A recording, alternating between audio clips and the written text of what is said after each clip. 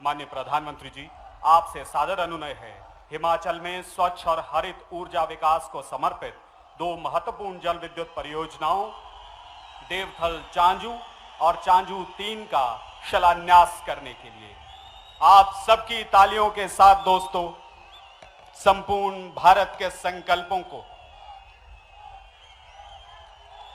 जोरदार तालियों के साथ अभिनंदन। बहुत आभार माननीय प्रधानमंत्री जी आपका।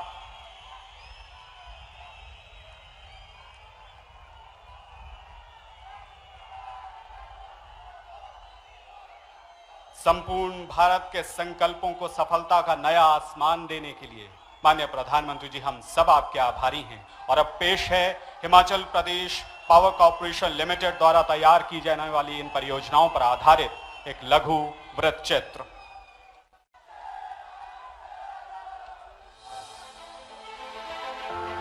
ग्लासगो में संपन्न हुए कोप 26 शिखर सम्मेलन में माननीय प्रधानमंत्री श्री नरेंद्र मोदी द्वारा दिए गए पंचामृत सिद्धांत संपूर्ण विश्व को ग्लोबल वार्मिंग के खतरों से बचाने के लिए अति आवश्यक कदम है। इन सिद्धांतों में निहित दूरदर्शी सोच के दूरगामी परिणाम होंगे जो कि संपूर्ण मानवता के कल्याण में मील का पत्थर साबित होंगे। इसी दूरदर्शी नेतृत्व की बदौलत भारत नवीकरणीय ऊर्जा के क्षेत्र में तेजी से शिखर की ओर अग्रसर है। भारत 2030 तक अपनी 50% एनर्जी रिक्वायरमेंट रिन्यूएबल एनर्जी से पूरी करेगा। वर्ष 2014 के बाद भारत ने 70,550 मेगावाट की विशाल रिन्यूएबल एनर्जी क्षमता स्थापित की है जो कि पहले से स्थापित क्षमता से 175% अधिक है। सौर ऊर्जा के क्षेत्र में क्रांतिकारी बदलाव हुए हैं और अब आत्मनिर्भर भारत कार्यक्रम के तहत भारत में ही बड़े पैमाने पर सौर पैनलों का उत्पादन शुरू हो गया है। वर्ष 2030 तक 50% ऊर्जा जरूरतों को अक्षय ऊर्जा के माध्यम से पूरा करने के माननीय प्रधानमंत्री के दीर्घकालिक संकल्प की पूर्ति हेतु हिमाचल प्रदेश भी यथासंभव योगदान के लिए कृत संकल्प है।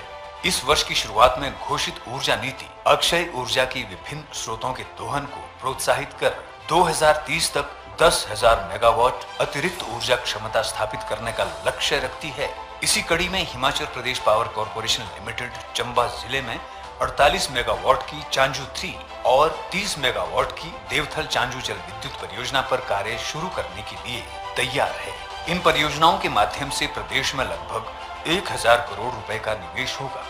इन दोनों परियोजनाओं की कमीशनिंग के बाद 277.54 मिलियन यूनिट वार्षिक विद्युत उत्पादन होगा और हिमाचल प्रदेश को लगभग 110 करोड़ रुपए का वार्षिक राजस्व प्राप्त होगा। परियोजना के बनने से कार्बन उत्सर्जन में प्रतिवर्ष 2,21,843 मीट्रिक टन की कमी आएगी।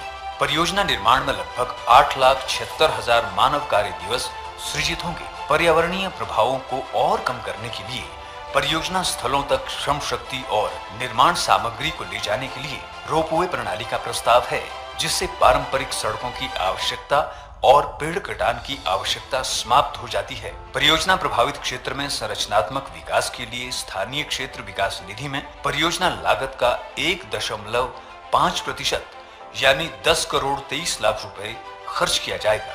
परियोजना की कमीशनिंग में आने के बाद वार्षिक राजस्व का 1% हिस्सा परियोजना प्रभावित परिवारों में वितरित किया जाएगा। इन परियोजनाओं के बनने से प्रदेश की आर्थिकी में सुधार होगा और प्रदेश की संपूर्ण प्रगति सुनिश्चित होगी।